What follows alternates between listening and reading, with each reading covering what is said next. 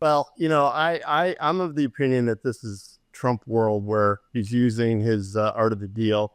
I don't think 25% will stick for very long. He's got a whole host of problems beyond tariff games. Let's go back to 2022, 2023. In the spring of 23, we have early cycle indicators. We have a great economic model. My partner, Carlos Allegri, wrote a book, Economic Cycles, Debt and Demographics, and his models were predicting a recession at the end of 23, 24, as were a lot of other economists, never manifested. And we were wrong. So we were asking ourselves, have the laws of economic fundamentals changed, or is there something else going on? And we figured it out. Basically, Biden going the last 2 years accelerated illegal immigration, which juiced the economy. That was a big part of the deficit spending, the NGOs.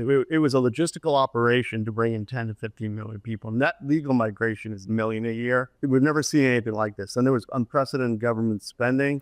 Yeah, that's what I was going to point out. How can you have a nominal recession when the government deficit is almost 7% of GDP? So it papered it over. It was a short-term fix. It was crisis level. We did that kind of deficit spending during the great financial crisis. What was the crisis this time? To get Biden reelected. Trump's policies are going to reverse all of this juice. So he doesn't even have to deport the illegals, but just halting it, second derivative, and the economy capacity. If you look at traditional measures of the economy, household survey, forget the establishment, household survey, PMI, capacity utilization, we're already in a recession. Although the headline numbers don't say that. The stock market hasn't discounted it yet. It will at some point. I have a theory that the stock market isn't what it used to be when you and I were doing it back in the day. It's 95% passive and algos. When I was managing money during the great financial crisis, it was 75% fundamental.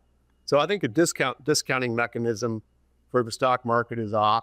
That's why we have super high valuations. I'm sorry to interrupt, but I just want to confirm what you're saying, because obviously look at the concentration of the S&P Index. And you understand that S&P is market weight. You understand it's driven by algos. And so the more that things get away from the fundamentals, the more overweight the top 10 positions in the S&P will be. And now I think we're at a point where 40% of the index is made up of 5 stocks, which is more concentration than we've ever seen before, which also means it's a bigger bubble than we've ever seen before. There's a reason why the world's best informed investors read my daily journal. Subscribe for free at portersjournal.com.